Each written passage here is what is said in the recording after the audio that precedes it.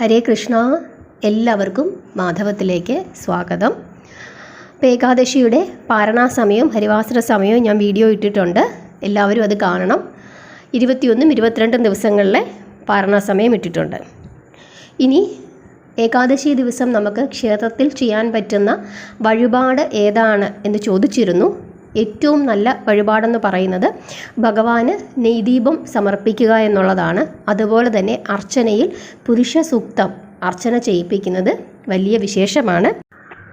ഈ അർച്ചന ഏകാദശി ദിവസവും അതല്ലെങ്കിൽ നമ്മുടെ ജന്മനക്ഷത്രം തോറുമോ അതല്ലെങ്കിൽ അനുജന്മ നക്ഷത്രങ്ങൾ, പക്കപ്പിറന്നാളുകൾ ഇങ്ങനെയൊക്കെ ചെയ്യിപ്പിക്കുന്നത്, പിറന്നാളുകൾ ഇങ്ങനെയൊക്കെ ചെയ്യിപ്പിക്കുന്നത് വലിയ വിശേഷമാണ്.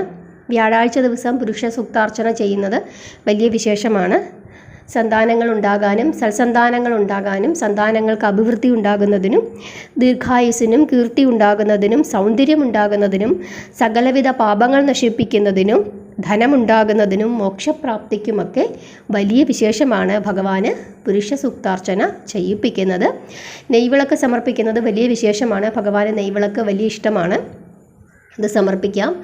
ഇങ്ങനെയുള്ള കാര്യങ്ങളൊക്കെ ഭഗവാന് നമുക്ക് ചെയ്യാം. പിന്നെ നമുക്ക് സാധാരണ പോലുള്ള വഴിപാടുകൾ, അതായത് തുളസിമാല, കദളിപ്പഴം, ഇങ്ങനെയൊക്കെയുള്ള ഓരോ ക്ഷേത്രത്തിലും ഓരോ വിശേഷങ്ങൾ കാണുമല്ലോ, അതനുസരിച്ചിട്ട് നമുക്ക് ചെയ്യിക്കാം. പക്ഷേ ഈ അർച്ചന പറഞ്ഞ് ചെയ്യിപ്പിക്കാൻ പറ്റുന്നെങ്കിൽ അത് വലിയ വിശേഷമാണ്. നെയ്വിളക്ക് ഭഗവാന് സമർപ്പിക്കാം. ഇതാണ് ക്ഷേത്രത്തിൽ നമുക്ക് ചെയ്യാൻ പറ്റുന്നത്. പാൽപ്പായസത്തിനൊക്കെ നമുക്ക് കൊടുക്കാം.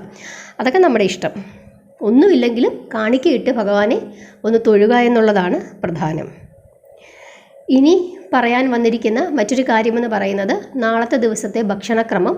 ഏകാദശി ദിവസത്തിൽ വൈഷ്ണവ സമ്പ്രദായം അനുസരിച്ചിട്ട് യാതൊരുവിധ ധാന്യങ്ങളും ഭക്ഷിക്കാറില്ല. പഴയ കാലത്ത് പക്ഷേ അരിഭക്ഷണം ഉപേക്ഷിച്ചിട്ട് ആളുകൾ ഗോതമ്പൊക്കെ കഴിക്കുന്നത് ഞാൻ കണ്ടിട്ടുണ്ട്. പക്ഷേ വൈഷ്ണവ സമ്പ്രദായത്തിൽ യാതൊരു വിധത്തിലുള്ള ധാന്യങ്ങളും, അതായത് അരി, ഗോതമ്പ്, പയറ്, കടല, ഇങ്ങനെയുള്ള റാഗി, ഇങ്ങനെയുള്ള യാതൊരു ധാന്യങ്ങളും ഏകാദശി ദിവസം കഴിക്കാറില്ല. അതാണ് ചെയ്യുന്നത് വൈഷ്ണവ സമ്പ്രദായം അനുസരിച്ചിട്ട്. പഴങ്ങൾ, പച്ചക്കറികൾ, പാലുൽപ്പന്നങ്ങളൊക്കെ നമുക്ക് കഴിക്കാവുന്നതാണ്. അങ്ങനെയാണെങ്കിൽ നമുക്ക് ചെയ്യാൻ പറ്റുന്ന കാര്യമെന്ന് പറയുന്നത് രാവിലെ പഴവർഗ്ഗങ്ങൾ, നമുക്ക് ഏതാണോ അവൈലബിൾ ആയിട്ടുള്ള പഴങ്ങൾ എന്തെങ്കിലും ഉണ്ടെങ്കിൽ അതൊക്കെ നമുക്ക് കഴിക്കാം. അതുപോലെ തന്നെ ചൊവ്വരി കഴിക്കാമെന്ന് പറയുന്നുണ്ട്. അങ്ങനെയാണെങ്കിൽ ചൊവ്വരി ഇട്ട് പാല് കാച്ചി രാവിലെ ഭഗവാന് അത് നൈവേദ്യമായിട്ട് വെക്കാം. ചൊവ്വരിയും പാലും പഞ്ചസാരയും കൂടെ, ചൊവ്വരി വേവിച്ചിട്ട് പാലൊഴിച്ചിട്ട് പഞ്ചസാരയും കൂടെ ചേർത്തിട്ട് ഭഗവാന് അത് നൈവേദ്യമായിട്ട് വെച്ചിട്ട് അത് നമുക്ക് ഉപയോഗിക്കാവുന്നതാണ്. അതുപോലെ തന്നെ ഉച്ചയ്ക്ക് നമുക്ക് പഴവർഗ്ഗങ്ങളും രാവിലെ കഴിക്കാം. ഉച്ചയ്ക്ക് വേണമെങ്കിലും പഴവർഗ്ഗങ്ങൾ കഴിക്കാം. അതല്ല നമുക്ക് മരുന്നൊക്കെ കഴിക്കുന്നു, ഇച്ചിരി ഹെവി ആയിട്ട് കഴിക്കണമെന്നുണ്ടെങ്കിൽ നമുക്ക്, ഞാൻ എപ്പോഴും പറയും, നമ്മുടെ എല്ലാ വീഡിയോയിലും നമ്മൾ പറയുന്നതാണ്, പച്ചക്കറികളെല്ലാം ചേർത്ത് നമുക്കൊരു പുഴുക്കുണ്ടാക്കി കഴിക്കാം. അതായത് വെള്ളരിക്ക, പടവലങ്ങ, ക്യാരറ്റ്, ചേമ്പ്, ചേന, കാച്ചിൽ, ഇങ്ങനെ ഏത്തയ്ക്ക, പച്ച ഏത്തയ്ക്കയൊക്കെ ഉപയോഗിച്ചിട്ട് നമുക്ക് എന്താണോ നമ്മുടെ കയ്യിലുള്ള പച്ചക്കറികൾ, ഉള്ളി, വെളുത്തുള്ളി, ഇങ്ങനെയുള്ള സാധനങ്ങൾ ചേർക്കണ്ട. വെറുതെ തേങ്ങയും പച്ചമുളകും കറിവേപ്പിലയും കൂടെ ചതച്ച് ഇട്ട് നമുക്ക് ഉപയോഗിക്കാം. കഷ്ണങ്ങളെല്ലാം നമ്മൾ മഞ്ഞൾപ്പൊടി, ഉപ്പും ഇട്ട് വേവിച്ചിട്ട് തേങ്ങയും പച്ചമുളകും, അല്ലെങ്കിൽ പച്ചമുളക് കഷ്ണത്തിൻ്റെ കൂട്ടത്തിലിട്ട് നമുക്ക് വേവിക്കാം. എന്നിട്ട് നമുക്ക് തേങ്ങയും പച്ചമുളക് ചേർക്കുന്നെങ്കിൽ എങ്ങനെയാണെന്ന് വെച്ചാൽ അത് ചതച്ച് കറിവേപ്പിലയൊക്കെ ചേർത്ത് നമുക്ക് ഇച്ചിരി വെളിച്ചെണ്ണയൊക്കെ ഒഴിച്ച് നമുക്ക് ആ പുഴുക്ക് നമുക്ക് കഴിക്കാം. വയർ നിറച്ച് നമുക്കത് കഴിക്കാം. അതൊക്കെ നല്ലതാണ്. അതിൻ്റെ കൂട്ടത്തിൽ നമുക്കൊരു തക്കാളി ചമ്മന്തിയൊക്കെ ഉണ്ടാക്കി കഴിക്കാം. പക്ഷേ സവാള ചേർക്കരുത്. സവാള ചേർക്കാതെ നമുക്കുണ്ടാക്കി കഴിക്കാം. അങ്ങനെയൊക്കെ നമ്മൾ ചെയ്യാവുന്നതാണ്. അതല്ലെങ്കിൽ തേങ്ങായും ഇഞ്ചിയും പച്ചമുളകും ഒക്കെ ചേർത്ത് ഒരു ചമ്മന്തി ഉണ്ടാക്കി കഴിക്കാം. അപ്പോഴും ഉള്ളി ചേർക്കരുത്. അതും വളരെ നല്ലതാണ്. ഇങ്ങനെ പുഴുക്കൊക്കെ ഉണ്ടാക്കി കഴിക്കാം. അതല്ലെങ്കിൽ ഏത്തപ്പഴം പുഴുങ്ങി കഴിക്കാം. ഇതൊക്കെ നമുക്ക് ചെയ്യാം. സന്ധ്യയ്ക്ക് മുമ്പ്, ഏകാദശി ദിവസം സന്ധ്യയ്ക്ക് മുമ്പ് ആഹാരം കഴിച്ച് നിർത്തുക. ആഹാരം കഴിക്കുന്നവർ, അസുഖമൊക്കെ ഉള്ളവർ, ജോലിക്ക് പോകുന്നവർ, മറ്റു ബുദ്ധിമുട്ടുകളൊക്കെ ഉള്ളവർ തീർച്ചയായിട്ടും ആഹാരം കഴിക്കണം. ഏകാദശിക്ക് പൂർണ്ണ ഉപവാസം പറയുന്നില്ല. പക്ഷേ പൂർണ്ണ ഉപവാസം എടുത്ത് പ്രാർത്ഥിക്കാൻ പറ്റുന്നവർ പൂർണ്ണമായി ഉപവാസം എടുത്ത് പ്രാർത്ഥിക്കുക. ജലം മാത്രം കുടിച്ച് ഏകാദശി എടുക്കുന്ന ആളുകളുണ്ട്. അവർ ജലം മാത്രം കുടിച്ചിരിക്കുക. കരിക്കും വെള്ളം കുടിച്ച് നമുക്ക് ഏകാദശി എടുക്കാം. പക്ഷേ കരിക്കും വെള്ളം കണ്ടമാനം കുടിച്ചിട്ട് മറ്റ് അസുഖങ്ങളൊന്നും വരുത്തരുത്. അവരവർ ആരോഗ്യം അവരവർക്കേ അറിയത്തുള്ളൂ. അതനുസരിച്ചിട്ട് നമുക്ക് വിധിപ്രകാരം കഴിക്കാൻ പറ്റുന്ന ആഹാരങ്ങൾ കഴിക്കുക. അതനുസരിച്ചിട്ടുള്ള വിഭവങ്ങൾ ഉണ്ടാക്കി നമുക്ക് കഴിക്കാം. ചില ആഹാരങ്ങൾ കഴിക്കാൻ പാടില്ല, അപ്പോൾ അവരത് കഴിക്കരുത്. ചില ആഹാരങ്ങൾ നിർബന്ധമായി കഴിച്ചിരിക്കണം. അങ്ങനെയുള്ളവർ അനുവദിച്ചിരിക്കുന്ന ഭക്ഷണങ്ങൾ അതിനുൾപ്പെടുത്തി കഴിക്കുക. അതാണ് ചെയ്യേണ്ടത്. പക്ഷേ ധാന്യങ്ങളെല്ലാം പൂർണ്ണമായിട്ടും ഒഴിവാക്കുക, അരി ഭക്ഷണം ഒഴിവാക്കുക. ചില ആളുകൾക്ക് ചായ കുടിച്ചില്ലെങ്കിൽ തലവേദന എടുക്കും. അങ്ങനെയുള്ളവർ നിർബന്ധമായും രാവിലെയും വൈകുന്നേരവും ചായ കുടിക്കണം. അല്ലെങ്കിൽ ചായ കുടിക്കുന്നത് കൊണ്ട് യാതൊരു ദോഷവുമില്ല. അതല്ലെങ്കിൽ ഏകാദശി എടുക്കുന്നത് നിങ്ങൾക്ക് പൂർത്തിയാക്കാൻ പറ്റില്ല. അപ്പോൾ അതുകൊണ്ട് അതനുസരിച്ചിട്ട് പൂർത്തിയാക്കണമെന്ന ചിന്തയിൽ വേണം നമ്മുടെ വ്രതക്രമം നമ്മൾ ക്രമീകരിക്കാൻ. പ്രത്യേകിച്ച് രാത്രിയാണ് ഹരിവാസര സമയം, അത് ഓർത്തുകൊള്ളുക. ഇങ്ങനെയൊക്കെ ചെയ്യുക. ചൗവരിയുണ്ട്, നമുക്ക് പാല് കാച്ചി കുടിക്കാം, അത് വളരെ നല്ലതാണ്. ശരീരത്തിന് നല്ല ആരോഗ്യവും ഉണർവും ഒക്കെ കിട്ടും. ഇതൊക്കെയാണ് നമ്മൾ ചെയ്യേണ്ടത്. ഏകാദശി എടുക്കുന്ന എല്ലാവർക്കും അറിയാം എന്തൊക്കെയാണ് ചെയ്യേണ്ടത്. പിന്നെ ഞാൻ ആദ്യമായിട്ട് കേൾക്കുന്ന ആരെങ്കിലും ഉണ്ടെങ്കിൽ മനസ്സിലാക്കിക്കോട്ടെ എന്ന് കരുതിയിട്ടാണ് ഇത്രയും പറഞ്ഞത്. ഇനി നമ്മൾ രാവിലെയും വൈകുന്നേരവും നിർബന്ധമായും വിളക്ക് കത്തിച്ച് വെച്ച് പ്രാർത്ഥിക്കുക. നെയ്വിളക്ക് കത്തിക്കാൻ പറ്റുന്നവർ നെയ്വിളക്ക് കത്തിച്ച് വെച്ച് പ്രാർത്ഥിക്കുക. 5 തിരിയിട്ട് കത്തിക്കാൻ പറ്റുന്നവർ 5 തിരിയിട്ട് കത്തിക്കുക. ക്ഷേത്രത്തിൽ പോകാൻ പറ്റുന്നവർ ക്ഷേത്രത്തിൽ പോവുക. സഹസ്രനാമങ്ങളും അഷ്ടോത്തരവുമൊക്കെ ജപിക്കുക. അവരവരെ കൊണ്ട് പറ്റുന്ന നാമങ്ങളെല്ലാം പകൽ സമയവും രാത്രി സമയവും ജപിക്കുക. ഇനി നെല്ലിക്കാ ദീപം കത്തിക്കുന്നത് എങ്ങനെയെന്ന് നോക്കാം. നെല്ലിക്കാ ദീപം നമുക്ക് 2 നെല്ലിക്ക കൊണ്ട് ദീപം കത്തിക്കാം, 5 നെല്ലിക്ക കൊണ്ട് ദീപം കത്തിക്കാം, അത് 7 നെല്ലിക്ക കൊണ്ട് ദീപം കത്തിക്കാം. ഇങ്ങനെ നമുക്ക് കത്തിക്കാം. 2 വെച്ച് നമുക്ക് കത്തിക്കാം. ഇരട്ട സംഖ്യയിൽ 2 വെച്ച് നമുക്ക് കത്തിക്കാം. ബാക്കിയൊക്കെ ഒറ്റ സംഖ്യയിൽ നമുക്ക് കത്തിക്കാം. അത് വളരെ വിശേഷമാണ്. ഈ ഏകാദശിക്ക് കത്തിക്കുന്നത് വളരെ വിശേഷമാണ്. അതുപോലെ എല്ലാ വ്യാഴാഴ്ച തോറും കത്തിക്കുന്നത് വലിയ വിശേഷമാണ്. കാരണം നമുക്കൊരു സാമ്പത്തിക പുരോഗതിക്ക് ഏറ്റവും നല്ലതാണ് നെല്ലിക്കാ ദീപം കത്തിക്കുന്നത്.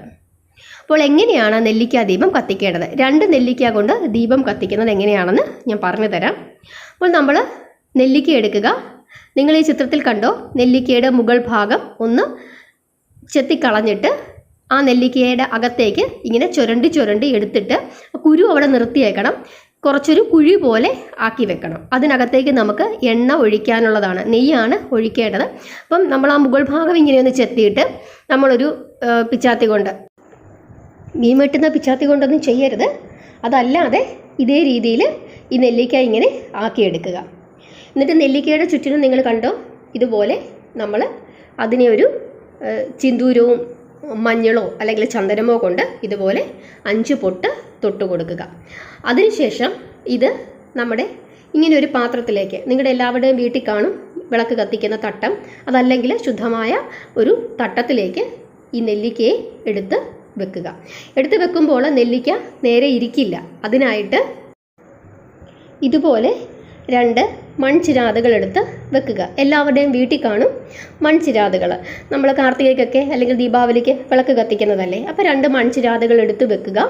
അതല്ലെങ്കിൽ അതിരിക്കാൻ പരുവത്തിലുള്ള നിങ്ങളുടെ കയ്യിൽ എന്തെങ്കിലും ഉണ്ടെങ്കിൽ അതെടുത്ത് വെക്കുക. അതിനുശേഷം അതിൻ്റെ മുകളിലേക്കായിരിക്കണം ഈ നെല്ലിക്ക വെക്കേണ്ടത്. അപ്പോൾ ആ നെല്ലിക്ക അതിനകത്ത് ഇരുന്നുകൊള്ളൂ, അല്ലെങ്കിൽ ഇങ്ങനെ മറിഞ്ഞ് പോകും.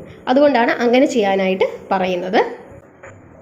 അതിനുശേഷം ഈ നെല്ലിക്കയുടെ ഈ കുറച്ച് ഭാഗം എണ്ണ ഒഴിക്കാനുള്ള ഭാഗമുള്ളൂ. അപ്പോൾ ഇച്ചിരി ആഴത്തിൽ വേണം അത് ഇങ്ങനെ തുറന്ന് വെക്കാനായിട്ട്. തീരെ കുറഞ്ഞു കഴിഞ്ഞാൽ നമുക്ക് എണ്ണ ഒഴിക്കാൻ വളരെ കുറച്ച് മാത്രമേ നെയ്യ് ഒഴിക്കാനായിട്ട് പറ്റുകയുള്ളൂ, പെട്ടെന്ന് കെട്ടുപോകും. അതുകൊണ്ടൊന്ന് കുറച്ച് പരുവത്തിന് നമ്മൾ അതൊന്ന് തുറന്നു കൊടുക്കണം. അതിലേക്ക് നെയ്യ് ഒഴിച്ചു കൊടുക്കുക. എന്നിട്ട് 2 തിരി, അതായത് ഒരു നെല്ലിക്കകത്ത് 2 തിരികൾ ചേർത്തിട്ട്, അല്ലെങ്കിൽ കട്ടിയുള്ള തിരിയാണെങ്കിൽ 1 തിരി, അങ്ങനെ ഈ നെല്ലിക്കയുടെ അരി കണ്ടല്ലോ നിങ്ങൾ, കുരു, ആ കുരുവിലേക്ക് ഇങ്ങനെ ചുറ്റി ഇങ്ങനെ മുകളിലേക്ക് നീട്ടി നിൽക്കത്തക്ക രീതിയിൽ, അതായത് നമ്മൾ ഈ പാമ്പൊക്കെ ഇങ്ങനെ ഏതെങ്കിലും ഒരു കമ്പയിലൊക്കെ ഇങ്ങനെ ചുറ്റിയിട്ട് ഇങ്ങനെ തല ഇങ്ങനെ പൊക്കി വെച്ചേക്കുമല്ലോ, അതുപോലെ നമ്മൾ ഇച്ചിരി നീളമുള്ള തിരിയായിരിക്കണം. തീരെ മെലിഞ്ഞ തിരിയാകരുത്, ഒന്ന് ഇച്ചിരി ഒരു ബലം വേണം. കാരണം ഇതിങ്ങനെ ഒന്ന് ചുറ്റിയിട്ട് ഇങ്ങനെ മുകളിലേക്ക് ഒരു ശകലം ഇങ്ങനെ കത്തത്തക്ക രീതിയിൽ, അപ്പം നല്ല നെയ്ക്കകത്ത് കുതിർന്നിരിക്കുമ്പോൾ അതിങ്ങനെ നിവർന്ന് തന്നെ ഇരുന്നോളും. അങ്ങനെ കുറച്ച് നേരം നിന്ന് കത്തത്തക്ക രീതിയിൽ കുറച്ച് നീളത്തിൽ കുറച്ച് നീളത്തിൽ ആ തിരി ഇങ്ങനെ മുകളിലേക്ക് നിൽക്കണം. നിങ്ങൾക്ക് മനസ്സിലായെന്ന് വിചാരിക്കുന്നു. ആ രീതിയിൽ ഇത് വെക്കുക. അപ്പോൾ അതിനനുസരിച്ചിട്ട് വേണം നമ്മളിങ്ങനെ ഇതിങ്ങനെ ചുറ്റി വെക്കാൻ പരുവത്തിന് വേണം ഈ നെല്ലിക്ക ഇങ്ങനെ തുറന്ന് വെക്കാനായിട്ട്. അങ്ങനെ ഈ 2 നെല്ലിക്കായാലും അങ്ങനെ തിരിവെക്കുക. അതിനുശേഷം നമുക്ക് ദീപം കത്തിക്കാം. അങ്ങനെയാണ് ചെയ്യേണ്ടത്. അങ്ങനെ ഇതേപോലെ കത്തിച്ചു വെച്ചിട്ട് നമുക്ക് ഭഗവാന്റെ മുമ്പിൽ ഈ നെല്ലിക്കാ ദീപം സമർപ്പിച്ച് നമുക്ക് പ്രാർത്ഥിക്കാം. കരിന്തിരി കത്തരുത്. അപ്പോൾ അതനുസരിച്ചിട്ട് കുറച്ച് എണ്ണ നിൽക്കത്തക്ക രീതിയിൽ വേണം നിങ്ങൾ ആ നെല്ലിക്ക തുറന്നെടുക്കാനായിട്ട്. ഇച്ചിരി വലിയ നെല്ലിക്ക ആയിരിക്കുന്നതാണ് നല്ലത്. അപ്പോൾ ഇനി നിങ്ങൾ വിഷമിക്കേണ്ട. ഇത്തവണ നിങ്ങൾക്ക് ഇങ്ങനെ ചെയ്യാൻ പറ്റിയില്ലെങ്കിൽ അടുത്ത ഏകാദശിക്കോ അതല്ലെങ്കിൽ വ്യാഴാഴ്ച ദിവസങ്ങളോ ഒക്കെ ഭഗവാന് ഇങ്ങനെ നെല്ലിക്കാ ദീപം കത്തിക്കാം. അപ്പോൾ നെല്ലിക്കാ ദീപം കത്തിക്കേണ്ടുന്ന വിധം നിങ്ങൾക്ക് മനസ്സിലായി കാണുമല്ലോ, അതനുസരിച്ചിട്ട് ചെയ്യുക. ഇനി ദീപം കത്തിക്കാൻ പറ്റുന്നില്ലെങ്കിൽ നിങ്ങൾ കുറച്ച് നെല്ലിക്ക എടുത്തിട്ട് നമ്മൾ പൂക്കളൊക്കെ ഭഗവാനെ സമർപ്പിക്കുന്നത് പോലെ ഈ നെല്ലിക്ക ഭഗവാനെ സമർപ്പിച്ചിട്ട് നമുക്ക് പ്രാർത്ഥിക്കാം. ഇതൊക്കെയാണ് ചെയ്യേണ്ടത്. നെല്ലിമരത്തിനെ നമുക്ക് പൂജിക്കാം. ഇങ്ങനെയൊക്കെ ചെയ്യുന്നത് വലിയ വിശേഷമാണ്. വെള്ളിയാഴ്ച ദിവസമൊക്കെ നെല്ലിക്കാ ദീപം കത്തിച്ച് ദേവിയെ പ്രാർത്ഥിക്കുന്നത് വലിയ വിശേഷമാണ്. വ്യാഴാഴ്ച ദിവസം നെല്ലിക്കാ ദീപം കത്തിച്ച് ഭഗവാനെ പ്രാർത്ഥിക്കുന്നത് വലിയ വിശേഷമാണ്. അപ്പം വ്യാഴാഴ്ചയും വെള്ളിയാഴ്ചയും ഒക്കെ നമുക്ക് നെല്ലിക്കാ ദീപം കത്തിക്കാം. പിന്നെ വെള്ളിയാഴ്ച ദിവസം തേങ്ങാദീപം കത്തിക്കുന്ന വിധം ഞാൻ ഇതിനു മുമ്പ് വീഡിയോ ഇട്ടിരുന്നു. പലരും അത് കണ്ടിട്ടുണ്ട്. നിങ്ങളത് കത്തിക്കുന്നത് വലിയ വിശേഷമാണ്. പറ്റുന്നവരൊക്കെ ഇതേ രീതിയിൽ കത്തിച്ച് പ്രാർത്ഥിക്കുക. അതാണ് ചെയ്യേണ്ടത്. സാമ്പത്തികമായി വലിയ ദുരിതം അനുഭവിക്കുന്നവർ അടുപ്പിച്ച് ഒരു 21 ദിവസമൊക്കെ ഇതുപോലെ നെല്ലിക്കാ ദീപം കത്തിക്കുന്നത് വലിയ നല്ലതാണ്. അപ്പോൾ ഇതിൻ്റെ ഇടയ്ക്ക് സ്ത്രീകളൊക്കെ ആണെങ്കിൽ പീരീഡ്സ് ആവും. പക്ഷേ പീരീഡ്സ് ആകുമ്പോൾ നിങ്ങൾ അത്രയും ദിവസം കത്തിക്കണ്ട. ഇപ്പോൾ 15 ദിവസമായി കത്തിക്കുന്നു, അപ്പോൾ പീരീഡ്സ് ആയി 16ാമത്തെ ദിവസം. പിന്നീട് അങ്ങോട്ടുള്ള 7 ദിവസം നിങ്ങൾ കത്തിക്കണ്ട.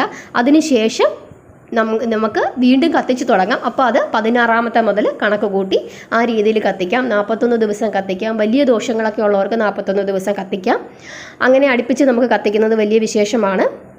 അങ്ങനെയൊക്കെ ചെയ്യുക. ഇതുപോലുള്ള ദീപങ്ങളെ പറ്റി അറിഞ്ഞ് മനസ്സിലാക്കി അതിൻ്റെ പ്രാധാന്യത്തെപ്പറ്റി അറിഞ്ഞ് ചെയ്യുക. അതുപോലെ തന്നെ നെല്ലിമരത്തെ വളരെ ഭക്തിയോടുകൂടി തന്നെ നിങ്ങൾ സൂക്ഷിക്കുകയും പൂജിക്കുകയും ചെയ്യേണ്ടത് വലിയ അത്യാവശ്യമാണ്. കാരണം മഹാലക്ഷ്മിയുടെയും മഹാവിഷ്ണുവിൻ്റെയും വാസമുള്ള ഒരു മരമാണ് നെല്ലിമരമെന്ന് പറയുന്നത്.